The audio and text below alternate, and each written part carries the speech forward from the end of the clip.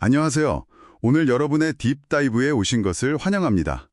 오늘은 여러분이 공유해 주신 그 자료, 디스커버리 채널 쇼였죠? 파이트 퀘스트. 아, 네, 파이트 퀘스트. 그 기사를 바탕으로 한번 얘기를 나눠볼까 하는데요. 네, 이게 전 세계를 돌면서 현지 전문가한테 딱 5일 동안 무술을 배우는 거예요. 그것도 아주 집중적으로요. 오히려 정말 짧네요. 그렇죠. 그리고 바로 그 나라 최고의 선수들이랑 대결을 한다니? 뭐랄까, 정말 듣기만 해도 좀 아찔한 컨셉이죠. 네, 기사에서도 공동 진행자 지미 스미스랑 더그 앤더슨이 일부러 얼굴 맞으러 다닌다는 표현이 있더라고요. 하하, 네, 그 표현이 딱 맞아요. 정말 그런 쇼였어요. 그렇죠. 그래서 이번 딥다이브에서는요, 이 쇼가 정확히 뭐고, 또 진행자들은 어떤 사람인지, 그리고 이분들이 겪은 그 강렬한 경험의 핵심이 뭔지, 그걸 좀 같이 파헤쳐 보려고 합니다. 네, 좋습니다. 자료 속에 흥미로운 지정들이 꽤 있더라고요. 짧지만 좀 깊이 있는 정보를 얻는 게 목표죠. 맞습니다. 자, 그럼 분석을 시작해 볼까요? 우선 이 쇼를 이끌었던 두 사람, 배경이 정말 흥미롭던데요? 맞아요. 정말 완전히 다른 배경을 가졌죠.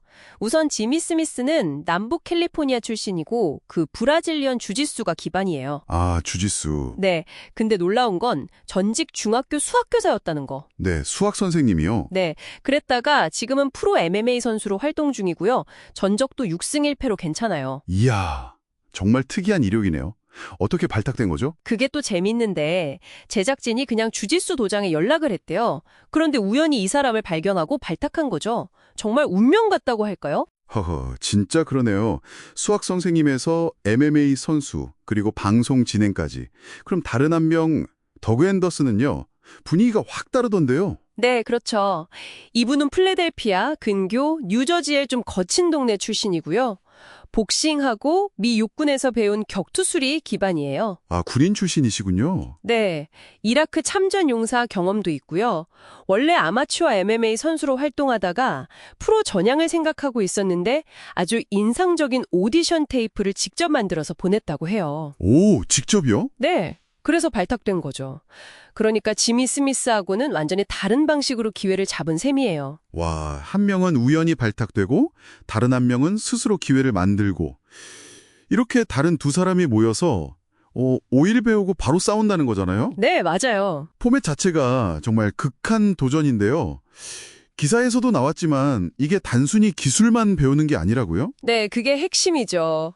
사실 5일이라는 시간이 기술 익히기에도 턱없이 부족하잖아요. 그렇죠. 그런데 이 사람들은 그 짧은 시간 동안 현지 문화, 그리고 그 무술이 나온 그 환경 속으로 아주 깊숙이 들어가야 하는 거예요. 아, 문화 체험까지. 네. 멕시코부터 인도네시아까지 10개국을 돌았다고 하니 진짜 광고에 나온 여행 가능자는 최소한의 조건이었던 거죠. 하하, 그러네요. 그리고 대부분의 사람들이 피하고 싶어 하는 거.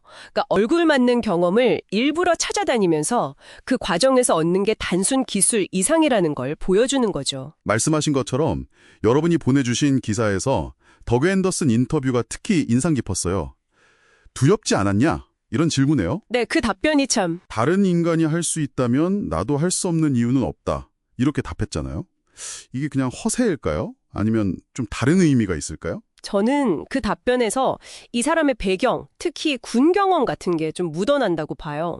뭐랄까, 극한 상황에 대한 어떤 익숙함, 아니면 통제 불가능한 상황을 받아들이는 그런 훈련 같은 거요. 아, 일리가 있네요. 물론 인터뷰에서 약간 겁먹었던 스타일도 있었다고 솔직하게 말하긴 했어요.